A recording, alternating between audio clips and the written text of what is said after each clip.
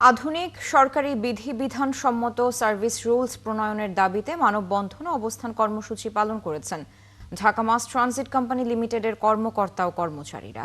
সকাল থেকে তারা উত্তরা দিয়াবাড়িতে এমআরটি লাইন ৬-এর ডিপো এলাকায় হেড অফিসের সামনে অবস্থান নেন। তারা বলছেন ২০১৩ সালে ডিএমটিসিএল গঠিত হলেও ১৩ বছর পরও এর কর্মচারীদের জন্য কোনো স্বতন্ত্র সার্ভিস রুল তৈরি হয়নি, যার ফলে কর্মকর্তা কর্মচারীদের মধ্যে এক ধরনের হতাশা এবং ক্ষোভ তৈরি হয়েছে। অতি দ্রুত একটি স্বতন্ত্র বিধিমালা ঘোষণা না করলে আন্দোলন চলমান থাকবে বলে জানান তারা। আজকের বোর্ড সভায় এ বিষয়ে যদি কোনো দৃশ্যমান পদক্ষেপ নেওয়া না হয় তাহলে পরবর্তীতে তারা নো সার্ভিস নো ওয়ার্কের মতো কঠোর কর্মসূচির দিকে আগাবেন।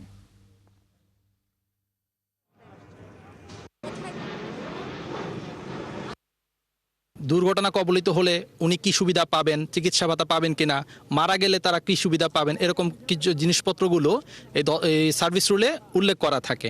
আমাদের প্রতিষ্ঠান 12 বছর পার হয়ে গেলেও এখনো কোনো ধরনের সার্ভিস রুল পাস বা বাস্তবায়ন কিছুই হয়নি। ফেব্রুয়ারিতে আন্দোলনে যায়, তখন 20 ফেব্রুয়ারি আমাদের বর্তমান এমডি মহোদয় উনি 30 ক্যালেন্ডার ডেজ সময় নিয়েছিলেন যে 30 ক্যালেন্ডার ডেজের মধ্যে আমি সার্ভিস রুলস করব, কিন্তু এখনো আমরা কোনো দৃশ্যমান অগ্রগতি দেখিনি। যাত্রী সাধারণের কোনো দুর্ভোগ হোক এটা আমরা চাই না।